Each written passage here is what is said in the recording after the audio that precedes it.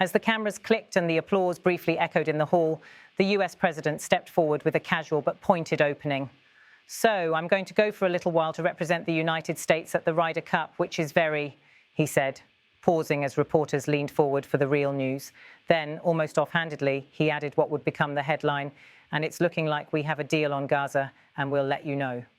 The remark caught many by surprise. The president's casual delivery contrasted with the gravity of what he hinted at, a possible breakthrough in one of the most intractable conflicts in the world. The room went still, reporters preparing their follow-ups. A journalist called out, Mr. President," trying to draw him back for details. He stopped, turned slightly, and delivered the key statement that would dominate the news cycle.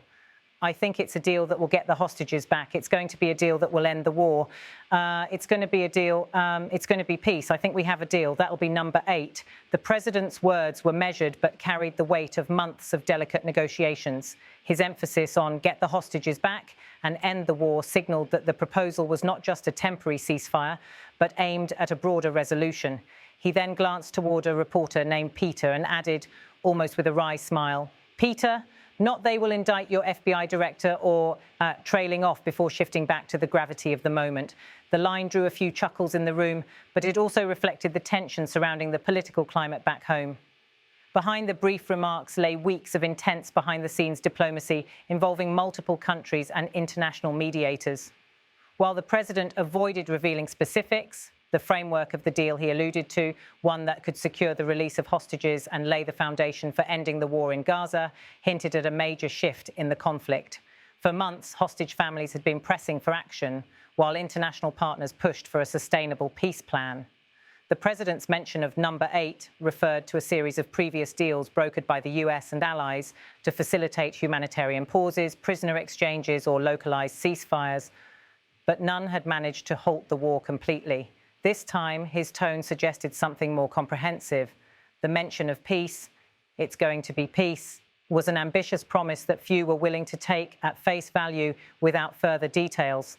The Gaza conflict had dragged on for months, claiming thousands of lives and displacing countless civilians. The humanitarian crisis worsened as the fighting intensified, with ceasefires often breaking down after just days. Diplomatic efforts had repeatedly stalled due to deep mistrust between the parties involved. The president's remarks, though brief, suggested that US mediation might have finally yielded a breakthrough, potentially bringing the warring sides back to the table. International observers were cautious. Analysts noted that peace talks often faltered at the last moment, especially in conflicts as entrenched as this one. But the president's willingness to suggest publicly that we have a deal raised hopes that this time might be different. One of the most striking aspects of the president's comments was his emphasis on hostages. "I think it's a deal that will get the hostages back," he said, placing the humanitarian dimension at the forefront of the announcement.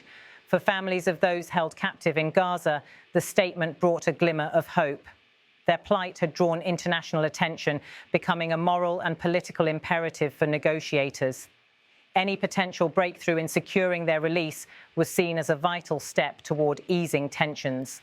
Human rights groups, while welcoming the possibility of an agreement, called for clarity and guarantees to ensure that any deal prioritized civilian safety and did not merely serve as a temporary pause before renewed violence. Within Washington, the president's remarks immediately sparked speculation among lawmakers and analysts. Some hailed the announcement as evidence that persistent diplomacy could yield results even in the most difficult conflicts. Others warned that without concrete details, the optimism might be premature. Foreign policy experts highlighted the significance of the US playing a central role in what could be a turning point in the Gaza conflict. Many noted that such a deal, if successful, would bolster the administration's diplomatic legacy. In the region, reactions were more cautious. Governments aligned with either side of the conflict awaited further details before offering their support or criticism.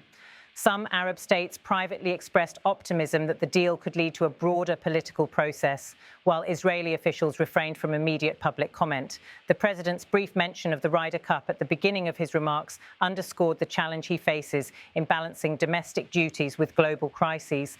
The contrast between a sporting event and the announcement of a potential peace deal highlighted the pressure on the administration to deliver on both fronts.